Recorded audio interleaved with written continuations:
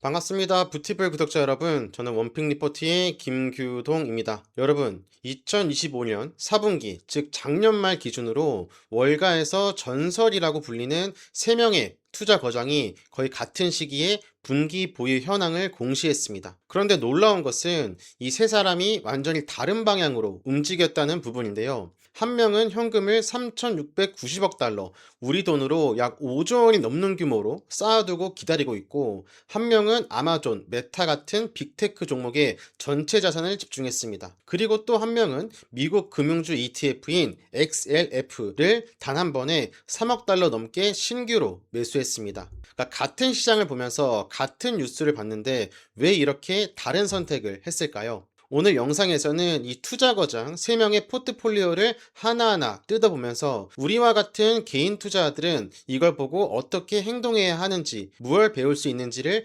살펴보도록 하겠습니다. 그럼 가장 파격적인 움직임을 보인 3명 중에서 가장 파격적인 움직임을 보인 사람부터 살펴보도록 하겠습니다. 바로 스탠리 드러켄 밀러입니다. 조지 소로스의 오른팔로 유명하죠. 이 스탠리 드러켄 밀러, 좀 생소하신 분도 있을 텐데요. 이 사람의 투자 성적법부터 먼저 보도록 하겠습니다. 1981년부터 2010년까지 약 30년간의 투자 기록이 공식적으로 기록되어 있습니다. 이 기간 동안 연평균 수익률이 약 30%, 매우 큰 수치죠. 그냥 30%가 아니라 30년 동안 단 한 해도 손실이 없었습니다. 손실난 연도가 제로입니다. 쉽게 비교를 하자면 여러분들 잘 알고 계시는, 조금 이따 언급할 워렌 버핏의 버크셔 해서웨이가 약 60년 동안 연평균 20%를 기록한 게 역사상 최고의 투자 성과로 꼽히는데, 드러켄 밀러는 그보다 높은 수익률을 30년간 단 한 번의 손실도 없이 만들어낸 겁니다. 현재는 외부 자금을 받지 않고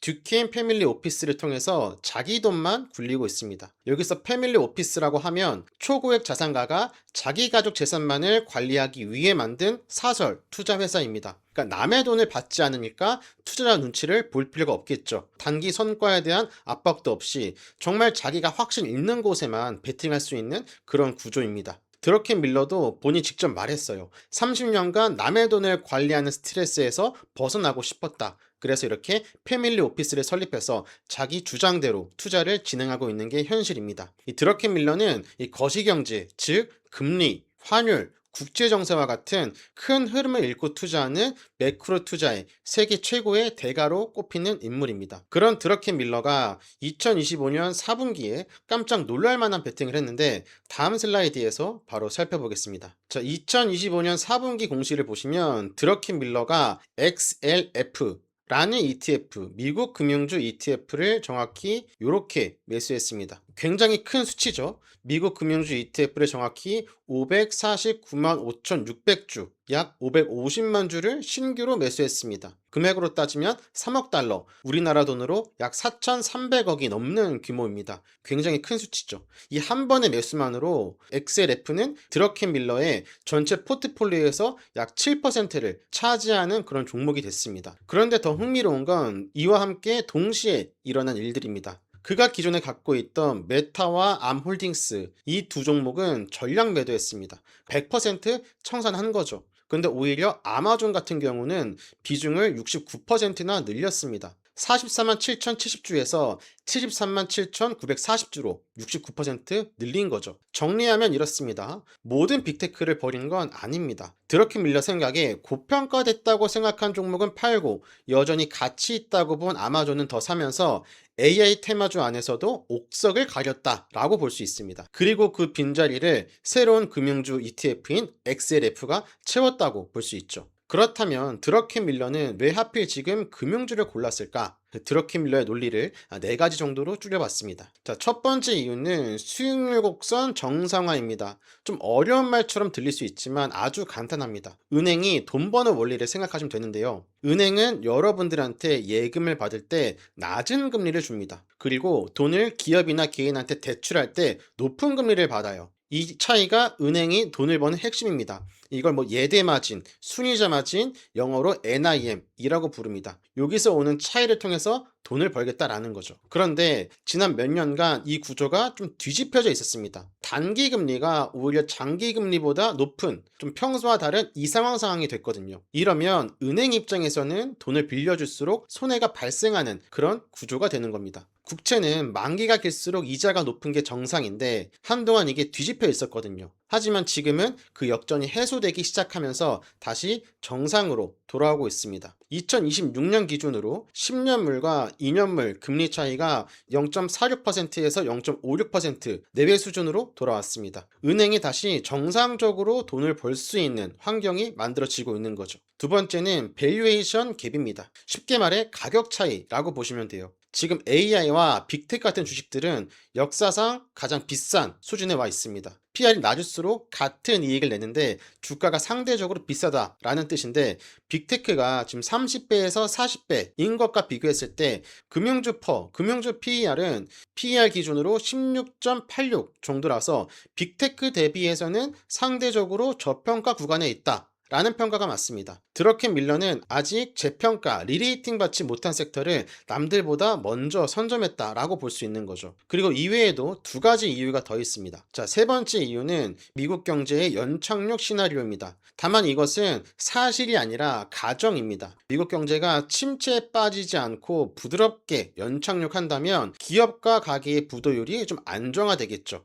이렇게 안정화되면은 은행들이 위기를 대비해 쌓아놓는 대선 충당금을 줄이면서 자연스럽게 실적이 개선될 수 있다. 라는 게 논리입니다. 자, 네 번째가 핵심입니다. AI 수혜의 2단계라고 보시면 됩니다. 지금까지 AI 투자 열풍의 최대 수혜자는 누구였을까요? 맞습니다. 엔비디아 같은 AI 반도체 기업이었죠. AI를 만들고 파는 쪽이 돈을 번 겁니다. 그런데 드러켄 밀러는 이제 다음 단계가 온다고 본 거죠. 과거에는 현재까지도 그렇지만 AI를 만들어서 파는 쪽에서 이익이 나던 게 이제 AI를 사서 쓰는 쪽으로 이익이 넘어온다는 겁니다. 특히 에이전틱 AI라는 개념이 있죠. 그러니까 이거는 사람의 개입 없이 AI가 스스로 업무를 처리하는 자동화 기술입니다. 이미 뭐 오픈 AI나 뭐 엔트로픽 같은 회사들이 에이전틱 AI 상용화를 시작했고 이게 금융권 전반으로 본격 확산되면은 막대한 IT 예산과 고객 데이터를 가진 대형 은행과 보험사들이 인건비와 운영비를 크게 줄일 수 있다라는 게 드러켄 밀러의 생각입니다. 또한 글로벌 컨설팅 회사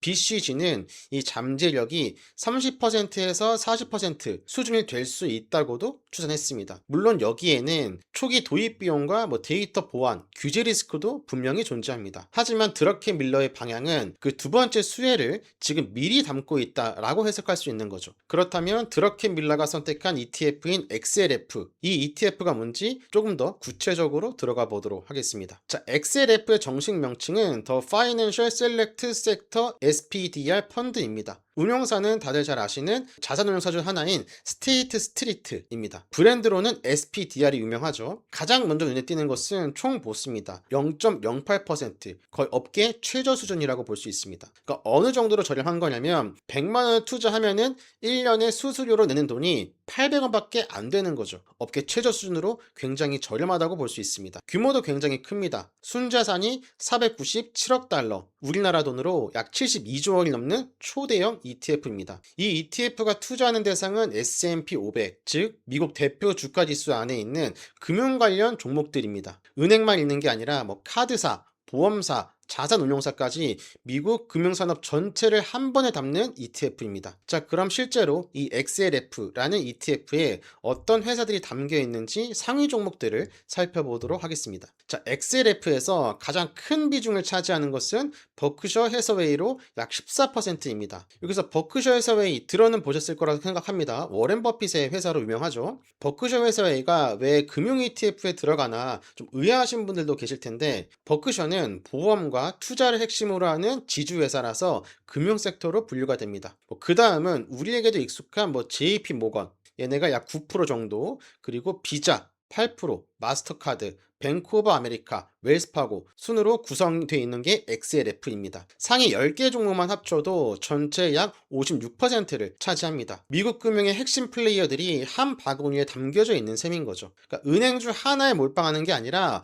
미국 금융산업 전체의 성장에 베팅하는 효과가 있는 것이 바로 XLF가 추구하는 방향인 겁니다. 자, 그럼 드러켄멜러 이야기는 충분히 했으니 이제 그 다음 두 거장은 같은 시기에 어떠한 선택을 했는지 살펴보도록 하겠습니다. 자, 먼저 워렌 버핏의 버크셔 해서웨이입니다. 가장 먼저 눈에 띄는 것은 현금입니다. 현금과 단기 국채를 합쳐서 3,690억 달러 이상을 쌓아두고 있습니다. 이것은 애플의 시가총액과 맞먹을 정도로 굉장히 큰 돈이라고 할 수 있죠. 그 새로 산 것은 뉴욕타임즈 주식 500만 주 신규 매수입니다. 디지털 구독 기반의 안정적인 현금 흐름을 가진 가치주를 선택한 거죠. 전략을 한마디로 정리하면 연 4%에서 5%의 무위험 수익을 주는 단기 국채를 갖고 기다리다가 정말 좋은 기회가 왔을 때 행동하겠다라고 우리가 줄여서 볼 수 있습니다. 그리고 중요한 변화가 있습니다. 워렌 버핏은 다들 아시는 것처럼 26년 1월 1일부로 CEO 자리를 그렉 아벨에게 물려줬습니다. 하지만 아직 버핏 본인은 이사회 의장직은 유지하고 있습니다. 그리고 만약에 버핏이 세상을 떠난 이후에는 아들인 하워드 버핏이 비상임 이장을 맡아서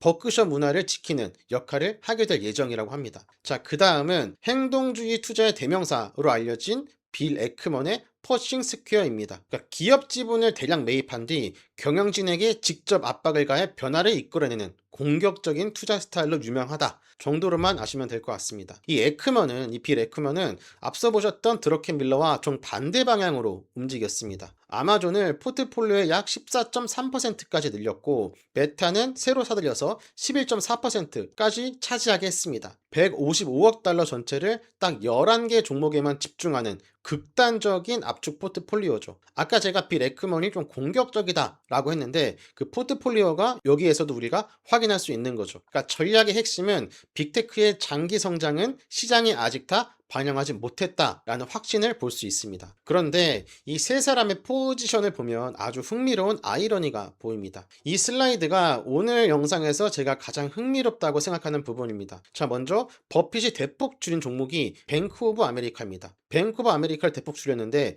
이 드러켄밀러가 산 XLF에는 뱅크 오브 아메리카가 포함되어 있어요. 이 버핏이 산 주식을 드러켄밀러가 ETF를 통해서 간접적으로 사들인 셈이 되는 거죠. 드러켄밀러가 전략 매도한 메타는 에크먼이 핵심 종목으로 편입했습니다. 서로 다른 방향입니다. 그러니까 같은 주식을 놓고 한 사람은 이제 팔 때다 싶어서 매도했지만 어떤 사람은 사기도 한 거죠. 서로 의견이 생각이 갈라지는 부분이라고 할 수 있습니다. 그러니까 여기서 우리가 생각해야 될 것은 이게 시장의 본질이다 라는 것을 깨닫는 것이 중요합니다. 누군가의 차익 실현이 누군가에게는 기회의 순간이 되는 거죠. 버핏은 현금을 들고 기다리고 에크먼은 AI 강세장을 확신하고 드러켄밀러는 저평가됐다고 생각하는 금융과 가치주에 베팅하고 있습니다. 물론 3명 다 틀리지 않고 다 맞을 수도 있습니다. 시장은 여러 개의 미래를 다 동시에 반영하기 때문이죠. 그러면 XLF라는 ETF는 어떤 시나리오를 맞이할 수 있을까? 세 가지로 나눠서 정리 한번 해보겠습니다. 투자에서 다들 아시겠지만 한 가지 시나리오만 정해놓고 거기에 몰빵하는 것은, 거기에 강하게 베팅하는 것은 매우 위험합니다. 가능한 미래를 여러 가지 두고 생각을 하셔야 돼요.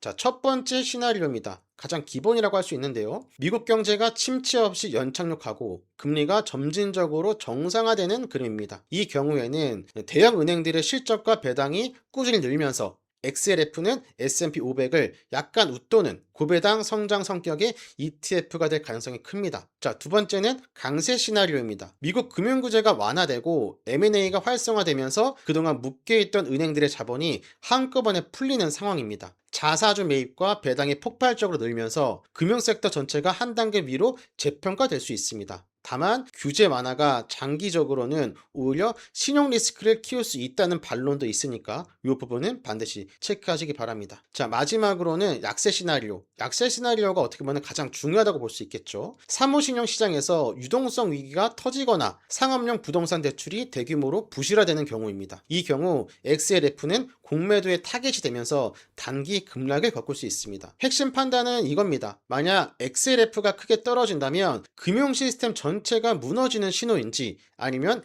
일시적인 유동성 부족인지를 구별해야 합니다. 이 둘은 대응 방식이 완전 다르거든요. 그래서 이 약세 시나리오로 진행이 됐을 때 어떻게 미리 모니터링할 수 있는지 실용적인 지표 세 가지를 살펴보도록 하겠습니다. 자, 금융주 위험하다라는 뉴스가 슬슬 보기 시작할 때 막연히 불안해하지 마시고 세 가지 숫자를 직접 확인하시면 됩니다. 자, 첫 번째는 상업용 부동산 연체율입니다. 쉽게 말해서 오피스 빌딩이나 상가 건물 담보대출이 얼마나 부실해지고 있느냐 지표입니다. 미국 연방예금보험공사 FDIC 자료에 따르면 현재 이 비율이 4.06%인데 팬데믹 이전 평균이 0.58%였거든요. 약 7배 이상 높아진 수치입니다. FDIC 미국 연방예금보험공사나 FRED 미 연준 경제통계 사이트에서 무료로 확인할 수 있습니다. 두 번째는 사모신용 시장 동향입니다. 사모신용이란 일반 은행 대출이 아닌 사적 자본을 통한 대출을 말하는데 사모펀드 환매 제한 뉴스 요즘 슬슬 보이고 있죠. 사모펀드 환매 제한 뉴스가 나오거나 관련 채권 스프레드가 급격히 확대되면 위험 신호로 볼 수 있습니다. 로이터나 BIS 분기 리뷰에서 확인할 수 있습니다. 세 번째는 헤지펀드의 포지션입니다. 실제로 2026년 3월 기준으로 글로벌 헤지펀드들이 금융주를 공격적으로 공매도하고 있다는 골드만삭스의 고객 노트 내용이 로이터를 통해 보도가 된 바가 있습니다. XLF의 숏 인터레스트, 즉 공매도 비중이 갑자기 늘어나면 주의 신호다라고 볼 수 있습니다. 지금 살펴보신 이 세 가지 신호가 동시에 악화되는 신호가 보일 때 비중을 조정하는 전략이 가장 현실적입니다. 자, 그럼 지금까지 본 내용을 바탕으로 우리와 같은 개인 투자는 실제로 어떻게 접근하면 좋은지 현실적인 전략으로 마무리해 보도록 하겠습니다. 자, 드러켄 밀러가 XLF에 3억 달러를 넣었다고 해서 우리도 전 재산을 몰빵해야 할까요? 절대 그렇지 않습니다. 드러켄 밀러 본인도 XLF만 갖고 있는 게 아닙니다. 대략 62개, 62개 종목에 분산해서 매크로 포트폴리오를 구성하고 있습니다. 현실적인 접근법은 코어와 위성 전략입니다. 코어,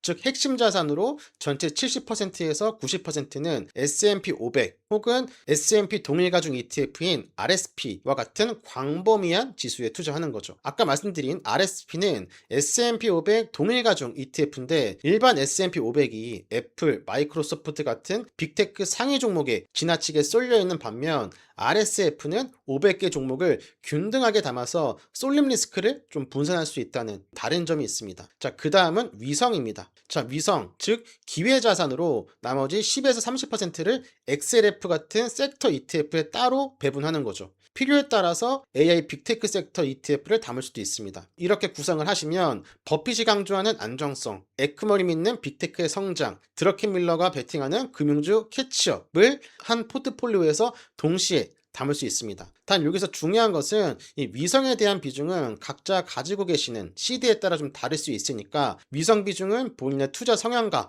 감당할 수 있는 변동성 수준에 맞게 조정하시는 것을 추천드립니다. 그리고 오늘 소개해드린 13F 공시, 드러켄 밀러, 빌 에크먼, 워렌 버핏의 포트폴리오 있죠. 요거 이제 13F 공시라고 합니다. 이 분기 공시는 롱 포지션만 공시가 되고 최대 45일 뒤에 공개되는 구조이기 때문에 좀 시간차가 있을 수 있다는 점은 꼭 기억하시기 바랍니다. 자, 그럼 오늘의 핵심을 한 번 더 정리하고 오늘 영상 마무리하도록 하겠습니다. 자, 드러켄 밀러는 한 인터뷰에서 이런 취지의 말을 했습니다. AI는 단기적으로 과열될 수 있지만 장기적으로는 과소평가될 수 있다. 이 한 문장이 오늘의 핵심을 담고 있다고 생각합니다. 버핏은 현금으로 좋은 타이밍을 기다리고 있고 에크먼은 빅테크의 성장을 확신하고 드러켄 밀러는 금융주와 가치 섹터의 캐치업에 베팅하고 있습니다. 그러니까 세 사람이 보는 미래가 다르지만 이 세 가지 시나리오가 동시에 맞을 수도 있다는 걸 우리는 꼭 인지하고 있어야 합니다. 중요한 건 이겁니다. 이 거장이 뭘 샀는지를 보고 따라 사는 게 아니라 이 거장들이 어떠한 의도를 가지고 왜 샀는지를 이해하는 것, 그 논리와 맥락을 각자 여러분들의 판단의 재료로 삼는 것이 진짜 공부가 아닐까 생각을 합니다. 지금 살펴보신 것처럼 과거의 수익률이 미래를 보장하지 않습니다. 새 거장 중 누가 웃을지는 10년 뒤나 돼봐야 알 수 있겠죠. 오늘 영상이 여러분들 투자 판단에 조금이라도 도움이 됐으면 좋겠습니다. 자, 이번 영상은 여기까지입니다. 지금까지 원픽 리포트의 김규동이었습니다. 감사합니다.